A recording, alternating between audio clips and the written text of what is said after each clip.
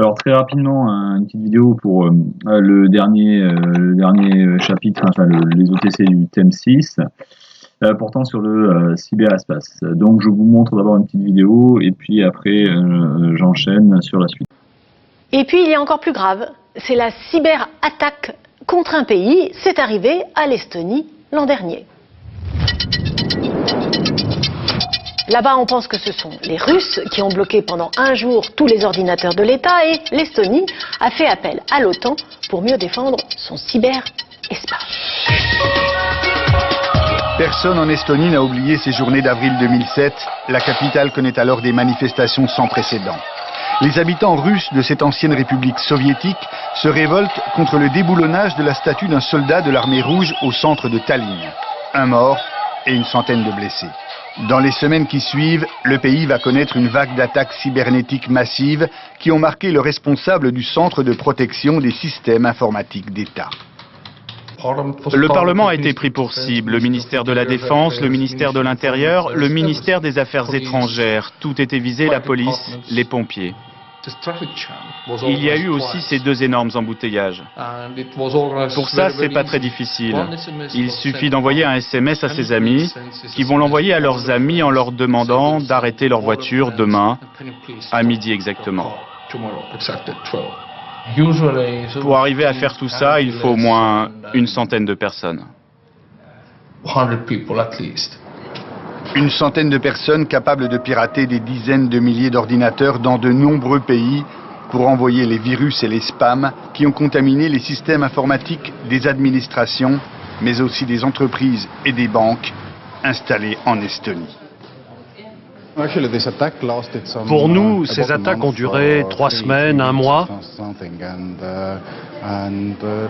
et on a dû réagir en urgence et reconfigurer tout le système d'accès, ce qui a nécessité des moyens très importants. En Estonie, on se sert d'Internet pour faire ses courses, consulter son compte en banque, mais également voter ou encore contrôler les devoirs de ses enfants. Ce qui fait de ce pays un modèle pour la nette économie en même temps qu'une cible idéale.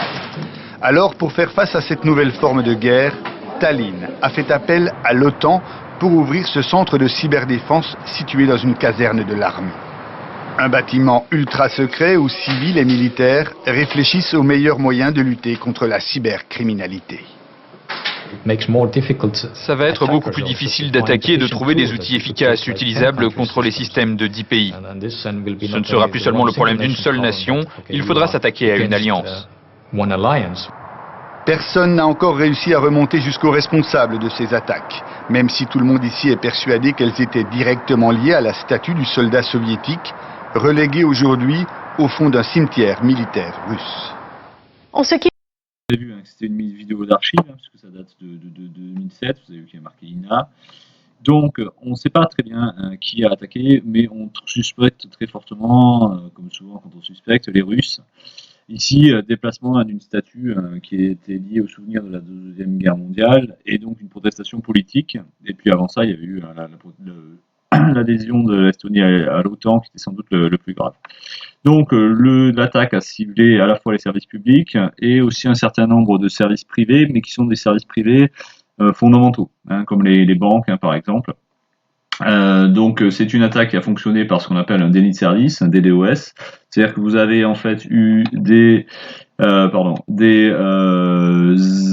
ordinateurs zombies, c'est-à-dire qu'il y a un certain nombre d'ordinateurs qui ont été infectés par un virus, et à un moment, comme ces ordinateurs, on pouvait en prendre le contrôle, on leur a demandé de tous envoyer des requêtes, de tous se connecter sur les mêmes sites, ce qui a fait planter les sites. Donc c'est ce qu'on appelle un déni de service.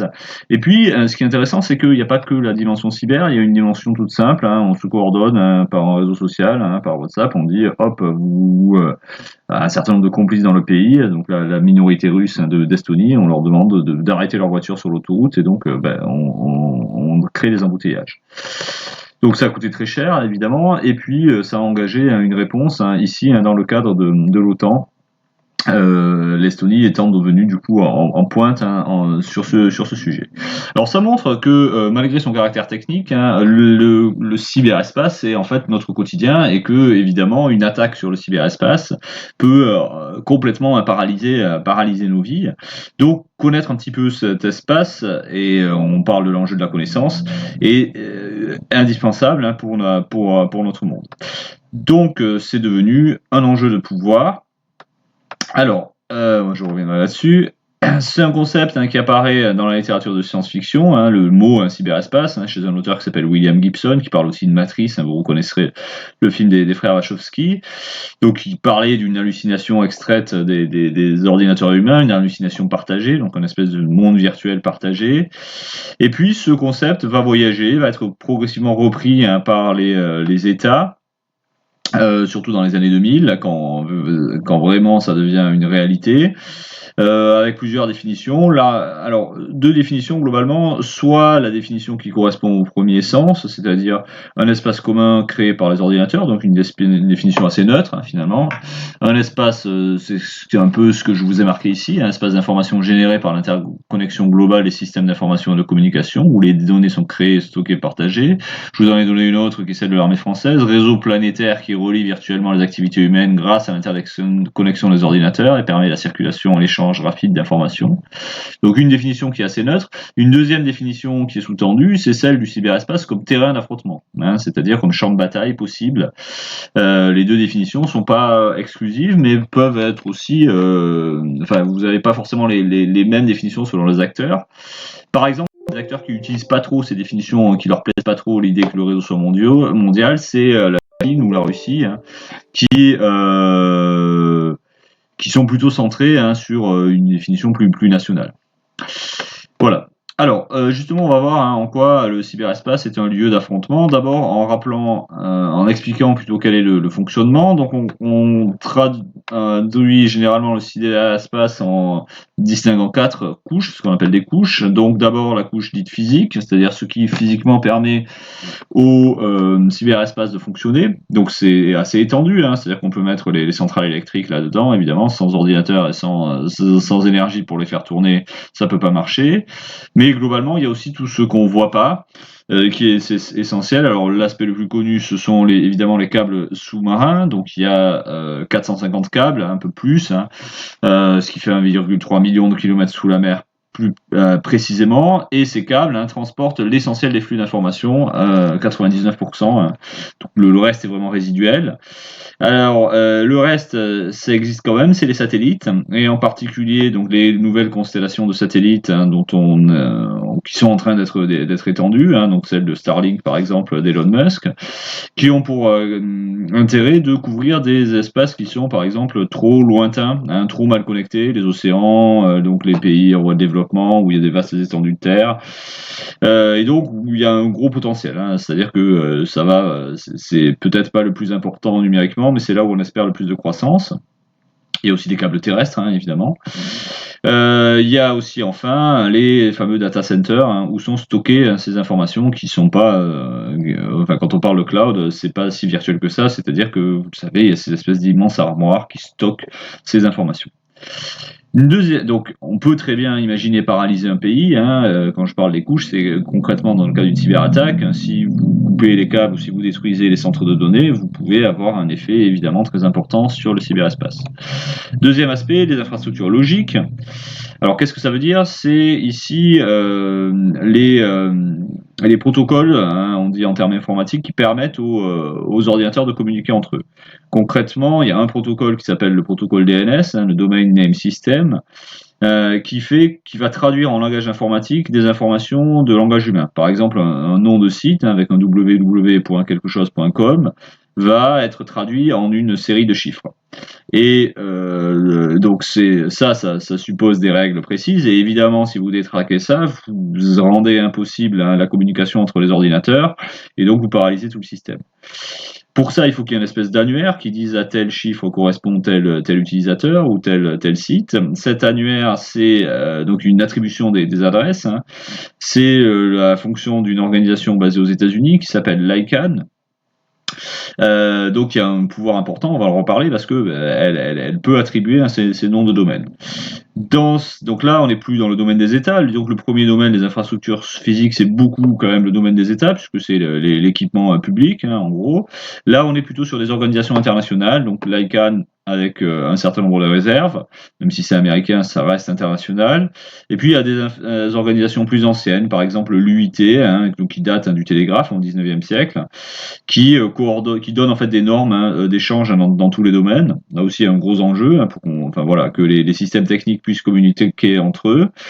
Elle attribue les fréquences radio, elle attribue aussi d'ailleurs les orbites de satellites. Donc, il y a d'autres organisations internationales qui jouent, et enfin, autre acteur sur cette couche, les fournisseurs d'accès à Internet, comme par exemple Orange ou Free en France. Ensuite, vous avez la couche logicielle, donc ça c'est ce à quoi on a accès, c'est vraiment l'interface par laquelle on passe pour accéder à Internet, c'est-à-dire les programmes qu'on connaît, les navigateurs comme Google, Google Chrome ou Firefox, les programmes de Microsoft ou de Apple. Bon, ça c'est là aussi évidemment, si vous détraquez, si vous envoyez un virus qui va empêcher d'utiliser ces logiciels, vous paralysez le cyberespace. Et puis enfin, vous avez un dernier aspect. Là, vous pouvez avoir tout qui fonctionne bien. Vos navigateurs s'ouvrent, les ordinateurs communiquent entre eux. Il n'y a pas de problème sur les infrastructures physiques, mais les données que vous avez stockées sur Internet ne sont pas accessibles. On vous demande par exemple un mot de passe que vous n'avez pas. Ça, c'est ce qu'on appelle la datasphère, d'accord, qui est elle-même aussi, comme les programmes informatiques conviviaux, pas mal contrôlée par les GAFAM ou par les autres géants du web. D'accord, donc là on va distinguer, on va le revoir, le web, donc c'est ce qui est ouvert, du deep web, c'est-à-dire c'est pas que ça soit caché, mais c'est simplement que c'est accessible via un mot de passe, par exemple les comptes en banque ou le courrier, qui sont évidemment pas des données ouvertes. Alors cet espace est un espace inégalitaire, d'abord du point de vue technique, les principaux poseurs de câbles, ils sont quasiment tous américains, il y a aussi des japonais, et puis il y a le français Alcatel, c'est une spécialité française. Donc des câbles principalement américains, des data centers aussi principalement américains, 40%, avec là quelque chose qui est manifeste, qui est l'arrivée des géants du web style GAFAM dans ce secteur. Parce qu'en gros, c'est très important pour eux de pouvoir maîtriser la quantité de bandes passantes qui circulent par leur câble. Et donc, ils remontent la filière, c'est-à-dire qu'ils veulent du coup avoir leur propre câble. Donc, le plus puissant, c'est le câble géant Marea, celui qui vient des gros data centers de Virginie jusqu'à l'Europe, Bilbao. Avec évidemment, je vous disais, c'est un équipement qui est sensible. Par exemple, en Irlande, ici, on estime qu'il y a 3/4 des câbles de l'hémisphère nord. Le chiffre me surprend un peu, mais enfin bref, qui arrivent en Irlande, donc ils relient en gros l'Europe aux États-Unis, à l'Amérique du Nord. Et donc, quand on a vu des navires russes patrouiller dans la région, il y a eu un émoi parce que ces câbles en fait sont pas très bien protégés. C'est pour ça que la Russie a limité son contact au reste du monde à seulement 4 câbles pour diminuer sa vulnérabilité. Donc il y en a un vers la Géorgie, 2 vers le Japon et le dernier vers la Finlande. Sur la couche logique, on a dit qu'il y avait eu des organismes internationaux, mais enfin c'est des organismes sous domination américaine, l'ICANN en particulier. Donc c'est lui qui assigne les noms de domaine, et donc ça c'est un gros enjeu. Par exemple, politiquement, pour un pays, avoir son nom de domaine, ça veut dire pas vers l'indépendance. Le Québec a son point .qc, donc qui se distingue du point .ca du Canada. La Catalogne a aussi créé son point .cat, distinct du point ES de l'Espagne. Pendant la guerre d'Irak, les États-Unis ont bloqué le nom de domaine .iq. Bon, voilà, donc il y a quand même un avantage américain. D'ailleurs, Trump s'en cache pas, il dit Internet c'est à nous, c'est nous qui l'avons créé. Et finalement, Obama disait pas des choses très différentes. Alors c'est sur cette couche logique, du coup, d'échange entre les informations qu'a porté une partie de l'attaque de 2007. Et puis on l'a dit, sur les autres couches, c'est une domination des GAFAM et des BATX, ce qui fait que les pays qui se veulent autonomes, comme la Russie, ont cherché à se doter de leur propre champion, avec un certain succès, ce qu'on appelle le RUNET, donc vous en avez déjà entendu parler, avec le Facebook russe F-Contact, le Google russe Yandex. Bon, la Chine a fait la même chose. Alors, la question, c'est, voilà, à quoi est-ce qu'on a affaire? En quoi est-ce que c'est un terrain où les États peuvent entrer, enfin, où les puissances, disons, peuvent se déployer. Le cyberespace, c'est un nouveau type d'espace, donc ça a été vu rapidement comme un espace de liberté, dans un sens vraiment anarchique, enfin anarchiste plutôt. C'est en 96, il y avait un théoricien qui s'appelait John Perry Barlow qui avait fait une déclaration d'indépendance du cyberespace, et ça c'est un imaginaire qui est assez fort autour d'Internet, qui par exemple est derrière le groupe Anonymous, qui a été fondé en 2003, qui soutient un petit peu partout des mouvements révolutionnaires et qui pareil, a pris parti contre la Russie dans le conflit avec l'Ukraine en piratant le site du Kremlin. Alors, ce défi pour les États, c'est parce qu'il y a plusieurs parties dans le web. Alors, il y a la partie du deep web dont je parlais, donc c'est la partie d'Internet qui est pas indexée. C'est-à-dire que vous ne pouvez pas y accéder par les moteurs de recherche. On sait pas. Il faut avoir l'adresse a priori, pardon. Donc c'est là-dedans qu'on va trouver les sites fermés, mais il n'y a pas que ça. Il y a aussi tout un tas de données qui sont accessibles que si vous avez l'adresse, et cette adresse ne se trouve pas sur les grands moteurs de recherche. Il faut distinguer ça de la partie vraiment qui échappe au contrôle, qui est celle du darknet. Donc il n'est accessible que avec des logiciels spécialisés, par exemple le navigateur Tor. Tor, c'est The Onion Ring, c'est-à-dire on a vraiment l'idée d'un oignon avec différentes couches. Chaque couche est en fait une couche de cryptage qui va masquer l'adresse du navigateur. En gros, votre adresse, l'adresse de votre ordinateur va être mélangée à tout un tas d'autres adresses et on va plus savoir à qui appartient l'adresse de celui qui navigue. Alors ce darknet, il est souvent associé à des activités illégales, des trafics divers, trafic de drogue, aussi tout ce qui va être pédopornographie évidemment. Donc il pose problème aux États, mais il sert aussi à des résistances contre dans des régimes où la censure est importante, ce qui fait que vous allez avoir des organismes d'État qui vont s'en saisir. La télé anglaise, par exemple la BBC, a lancé une version de son site sur le darknet pour que dans des pays comme l'Iran ou la Chine ou le Vietnam, qui sont des pays où la censure est forte, on puisse accéder aux informations diffusées par la BBC. Par ailleurs, le lien avec les États, il n'est pas complètement inexistant, puisque Tor a été développé à l'origine par la marine américaine qui continue à le financer. Donc c'est un moyen de contourner la censure qui reste intéressant pour aussi des logiques géopolitiques. Bon, évidemment, ce qu'il faut ajouter à ça, c'est la cybercriminalité, donc qui coûte entre 400 et 600 milliards de dollars par an, ce qui est de plus en plus important, avec plusieurs formes qui existent. Donc les rançons logiciels, les ransomware, qui donc vous avez plus accès à vos données.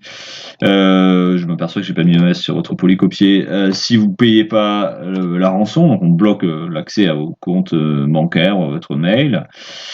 Donc ça c'est assez fréquent. Donc par exemple en 2022 il y a eu une grosse vague d'attaques contre les hôpitaux français. En général on vise pas les gros hôpitaux, on vise des hôpitaux moyens qui n'ont pas les moyens de se défendre.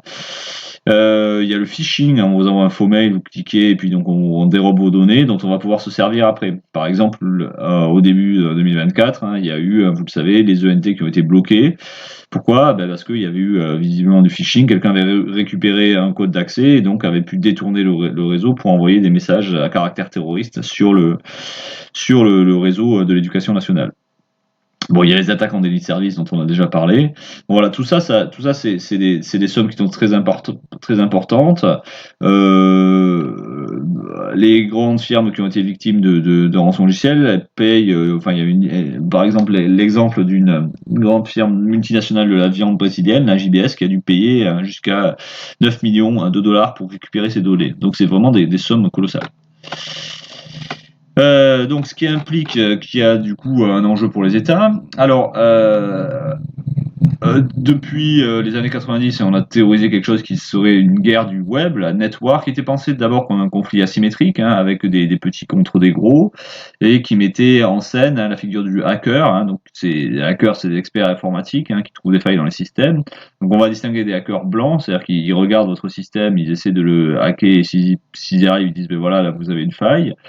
Et les hackers noirs, en anglais les black hats, qui vont exploiter ces failles pour des fins malveillantes. Vous avez un film de Michael Mann qui porte ce titre, très bon film.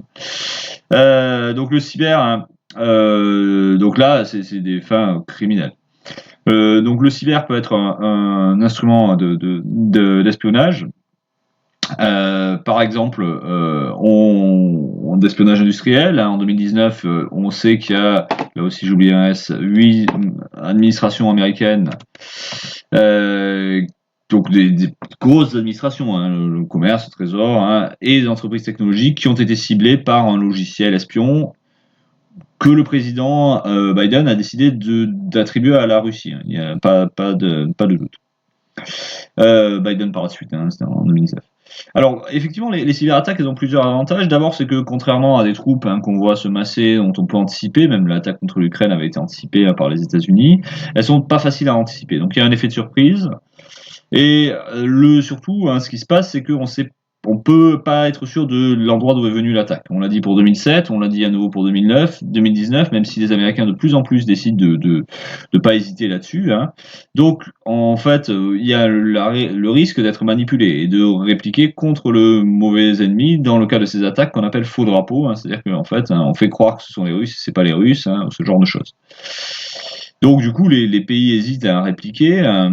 Ce qui était le cas déjà de l'attaque de l'Ukraine par un logiciel qui ensuite, c'est un virus qui s'est diffusé un peu partout, qui s'appelle NotPetya, et qui aurait coûté jusqu'à 10 milliards de dollars. Alors il y a des pays qui n'hésitent pas, Israël typiquement, donc il y a eu une cyberattaque contre l'Eurovision, ils ont bombardé le bâtiment du Hamas dont ils soupçonnaient qu'il était, ils pensaient que l'attaque venait de là, et les pays hésitent de moins en moins. Hein. Je vous disais, c'est le cas des États-Unis. Alors, et même de la France, qui a maintenant qui est plutôt réticente, mais qui a développé une doctrine plus offensive dernièrement. Alors, ça n'empêche pas évidemment les pays. Autre avantage, de ces cyberattaques, c'est que elles sont en gros, elles permettent de pas tuer. Hein, donc, vous pouvez mettre la pression sans qu'il y ait des morts. Donc, c'est ce qu'ont fait les États-Unis et Israël contre l'Iran qui développait son programme nucléaire. Donc ils ont mis au point un virus informatique en 2006, le virus Stuxnet, qui a été implanté dans une centrale atomique iranienne par une clé USB, tout simplement, et donc ça a accéléré les centrifugeuses, et il y a eu un accident nucléaire, pas grave, mais qui a paralysé, disons, paralysé la centrale, et donc paralysé aussi le programme nucléaire iranien. Donc tous les pays ont recours aux cyberattaques. Alors les Russes plus spécifiquement dans leur stratégie de guerre hybride, ça coûte moins cher. Donc par exemple avant l'attaque en Ukraine, ils ont fait une cyberattaque pour paralyser le fournisseur de communication par satellite utilisé par l'armée ukrainienne, qui était préparé, qui s'est pas fait avoir. Ils déstabilisent aussi les différents pays, donc par exemple en faisant fuiter des mails d'Hillary Clinton en 2016 pour pourrir sa campagne. Il y a eu aussi des fuites de documents d'Emmanuel Macron, et puis on en parle en ce moment. Donc toutes les campagnes électorales peuvent être l'objet de cyberattaques. Les États-Unis, c'est plutôt l'espionnage qui a été révélé par les révélations d'Edward Snowden en 2013 via donc cette agence militaire de renseignement qu'est la NSA. La Chine, c'est plutôt l'espionnage économique. La Corée du Nord, elle s'en sert pour avoir accès à des devises étrangères. Enfin voilà, vous avez un peu tous les pays qui ont leur stratégie. Israël est devenu un champion c'est aussi un domaine d'excellence vis-à-vis donc du cyber. Alors pour la France, ça passe par deux agences. Donc il y a d'abord un aspect plus civil, même si ça dépend quand même du ministère de la Défense, qui est celui de l'Agence nationale de la sécurité des systèmes informatiques, de l'information, pardon. Donc là, c'est imposer des normes pour les systèmes d'État et aussi pour un certain nombre d'entreprises critiques, sur l'eau, sur l'électricité, etc. Elle va chercher à sensibiliser la société, donc il y a des sites dédiés, et puis elle va faire des listes de logiciels sûrs et de logiciels pas sûrs, et puis elle va chercher à recruter les meilleurs talents, donc il y a par exemple des hackathons, donc des concours de hackers qui servent à recruter, à repérer les talents. Après, il y a un volet plus spécifiquement militaire qui est là plus récent, qui a été créé en 2017, c'est le commandement cyber. Donc on ne cesse de monter le budget, donc on était à 4000 cybercombattants, on devrait être à 5000 en 2025. Et désormais, on est sur une doctrine qui est aussi offensive, c'est-à-dire que non, on n'est plus seulement dans l'idée de défense qui était celle de l'ANSSI, mais l'idée éventuellement de contre-attaquer. En gros, d'utiliser à notre profit l'arme cyber. La France, elle s'inscrit aussi dans la stratégie européenne. Alors, la stratégie européenne, elle s'est d'abord singularisée par et depuis longtemps, hein, par le souci de respecter la vie privée, donc disons de faire respecter les valeurs européennes dans le domaine du web. Donc là, le grand texte, hein, c'est le RGPD, le Règlement général sur la protection des données de 2016, donc qui impose un certain nombre de règles aux entreprises qui utilisent des données personnelles. Les données personnelles, ça peut être un peu tout, hein, ce qui est attaché à une personne. En particulier, hein, qu'est-ce que vous voulez faire de ces données, et donc sur les usages commerciaux. Donc ça, c'est en France, hein, le boulot de la CNIL, la Commission nationale informatique et liberté, qui veille à ce qu'il n'y ait pas de croisement de fichiers, par exemple, hein, ce genre de choses. Cette stratégie, elle suppose de la collaboration et de l'harmonisation. C'est très compliqué dans le domaine cyber, donc il y a une agence spéciale pour ça, hein, c'est l'agence européenne, le NISA, l'agence européenne chargée de la sécurité des réseaux et de l'information, pour développer la collaboration. Après, il faut voir aussi que en termes militaires, les pays européens sont alliés aux États-Unis dans le cadre de l'OTAN, qui depuis avant même l'attaque de 2007 a un volet cyber, hein, qu'on essaie de renforcer, hein, qu'on trouve pas assez performant, mais avec le risque, hein, d'une perte d'autonomie européenne, hein. C'est-à-dire qu'on est un petit peu, hein, sous un volet, sous un parapluie cyber américain, comme on est sous un parapluie nucléaire. Et puis il y a des divergences en plus entre les pays. Je vous disais, la France est pas trop favorable à des ripostes aussi rapides que celles que préconisent les États-Unis. Donc voilà pour ce chapitre, hein, sur le cyberespace.